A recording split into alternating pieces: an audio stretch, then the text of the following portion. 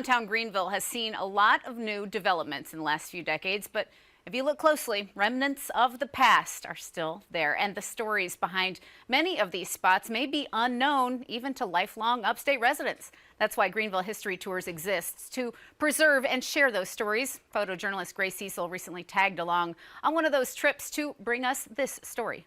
All right, folks, so I mentioned to you how Joanne Woodward lived right here in these apartments back when she was in high school. John Nolan's Historic Neighborhoods and Architecture Tour takes this group to the Alta Vista neighborhood and the home where actress Joanne Woodward lived. So she was born in Georgia, but she moved to Greenville with her mother and her brother and went to high school here at Greenville High School.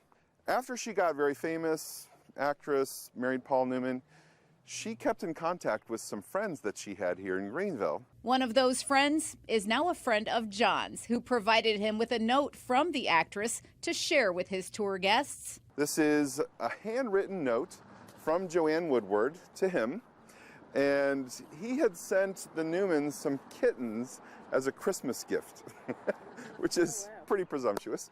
But she's writing back saying, "Thank you, but Paul is allergic to cats." So she was not able to, they were not able to accept the gift of kittens. So nonetheless, she's writing and saying, "Thank you for your thoughts." That's adorable. Isn't that great? So the next house I want to talk about is across the street here. And we're going back to the Civil War with this one.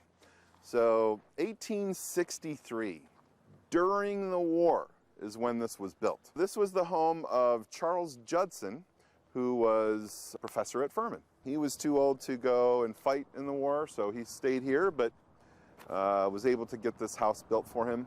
He's sharing stories of Greenville's past and pointing out the architectural highlights that are a subtext of every tour. It's in the American Gothic style of architecture. So if you're familiar with the painting by Grant Wood called American Gothic, you know, there's that farmer standing there with his pitchfork. In the background of him is a house in the American Gothic style, very similar to this, with the Gothic window on the second floor there. This is a great example from that era. We don't have a lot of 1800s homes in Greenville, but this is one of them. As the tour group heads to the next site, John's colleague, Chuck Diimperio, says they will never run out of stories to tell about this city. He will drive you through the neighborhoods of Greenville, show you some of the fantastic homes, tell you the story of the textile mills and the mill villages themselves. Many of them are still standing today.